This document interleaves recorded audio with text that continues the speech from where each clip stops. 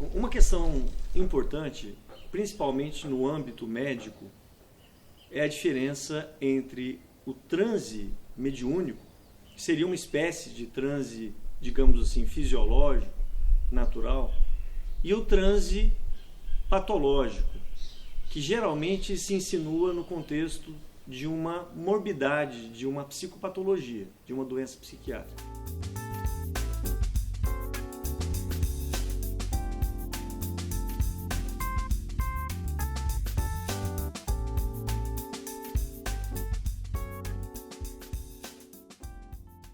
Isso tem relevância porque isso implica, muitas vezes, em diagnósticos, né, médicos e, portanto, em tratamentos médicos.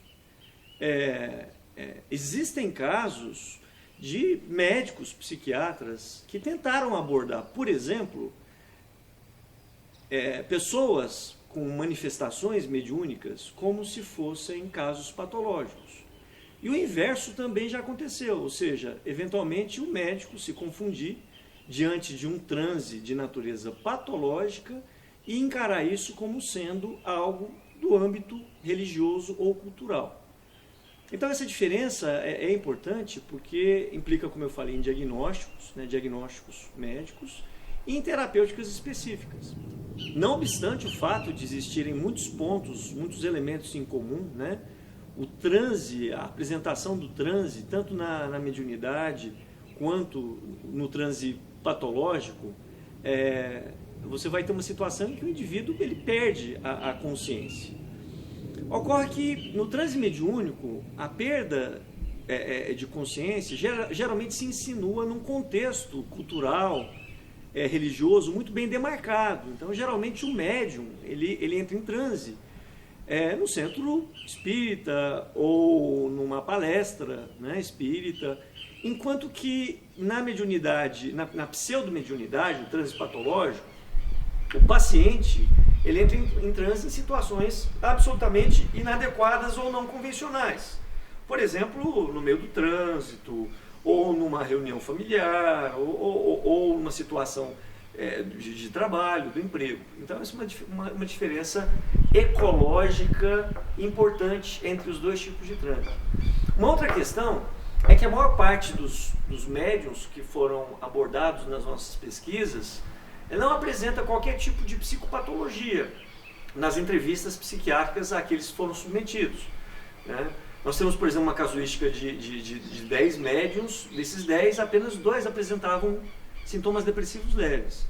Já no grupo de pacientes que apresentam transe patológico, nós encontramos uma gama ampla de situações psicopatológicas que podem ensejar o transe patológico, como, por exemplo, o transtorno de transe e possessão, ou o transtorno de personalidades múltiplas, ambos diagnósticos do grande capítulo dos transtornos dissociativos.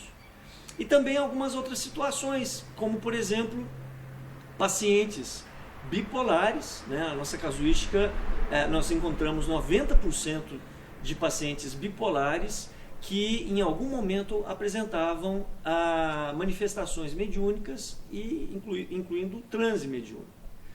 Então, a associação psicopatológica no transe patológico, né, como o nome indica, é muito forte, enquanto que entre o grupo de médiums com transe mediúnico, né, fisiológico, essa associação não se verifica. Um outro dado importante é que no grupo de médiums, no grupo de transe patológico, existe um antecedente psiquiátrico muito importante, que é a história de abuso sexual na infância. Dado esse que nós não observamos no grupo de mediunidade, né, no grupo de transe fisiológico, de médiuns verdadeiros.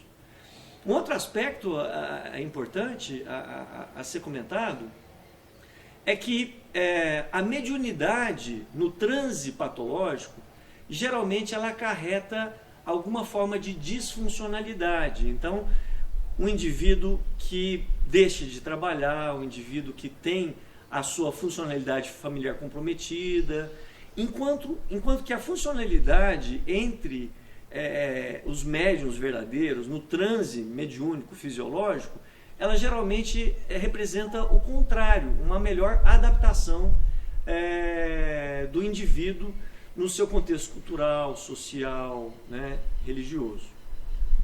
Um outro dado muito importante é que a média de idade em que se inicia a mediunidade no grupo de transe fisiológico é muito mais alta do que a média de idade dos pacientes que apresentam transe patológico.